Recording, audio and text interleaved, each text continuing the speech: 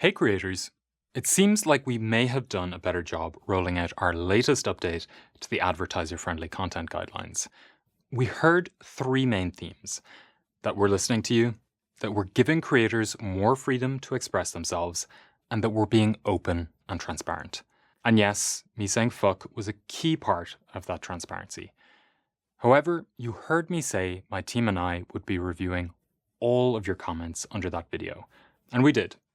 We found there were a few recurring questions that we wanted to address, so let's get into it. Will old videos be re-reviewed and monetized under this new update?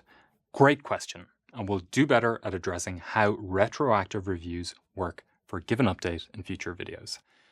For content where there was strong profanity within the first 7 seconds, demonetized correctly prior to our relaxation of this policy, we identified uploads that were demonetized solely for this reason and no other, and re-reviewed them, flipping the rating to a green dollar icon.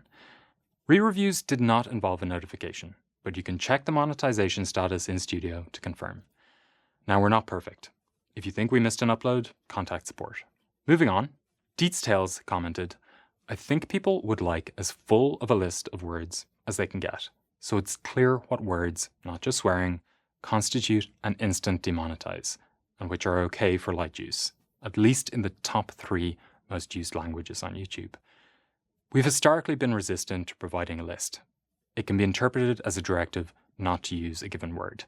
So we've given the categories: moderate, strong, and extreme, with examples on our help center. That said, we're here to listen to you. So we're noting this would be helpful to some of you, and we'll discuss it internally. Next, do we still have to skirt around sensitive words like killed or dead when describing events in a fictional story or reporting on current events? I was really grateful for this question. It's actually quite a big misconception that words like dead, killed, murdered, suicide, or rape will, when used once or twice in an upload, be central to why a video is demonetized. I see this myself as a viewer. The words are muted or censored. In reality, use of those words does not result in demonetization. We think some creators may not realize that when an upload focuses on suicide, focuses on sexual assault, focuses on self-harm, that is typically reason for demonetization. Now, you may ask, so can I use these terms in titles and thumbnails and monetize? Technically, yes.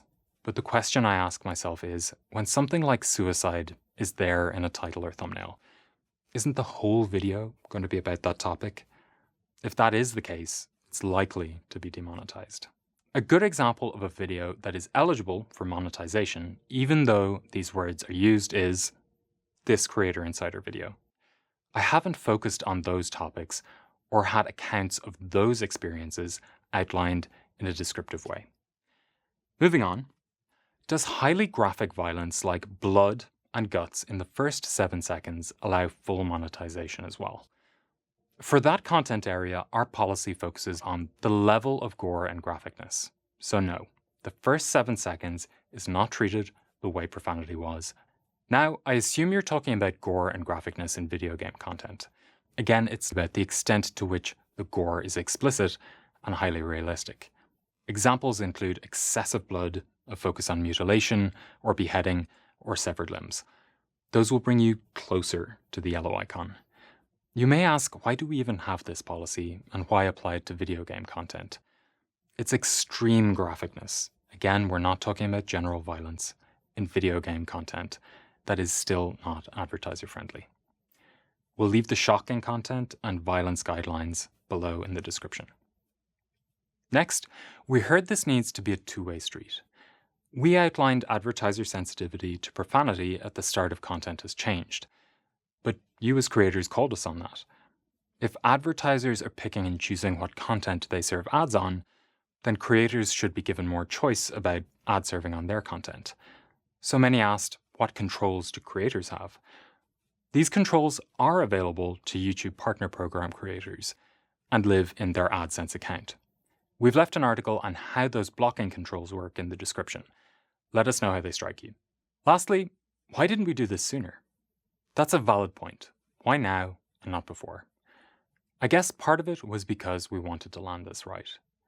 Creators told us how we could have done better last time we updated this policy, but I agree we could all move faster. We'd love to hear what other specific aspects of our advertiser-friendly content guidelines you feel should be changed. We can talk to more advertisers and see what's up.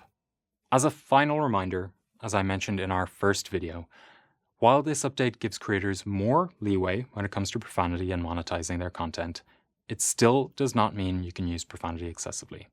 So as I said before, remember to pick and choose your fucks carefully. That's it for today. Keep it real.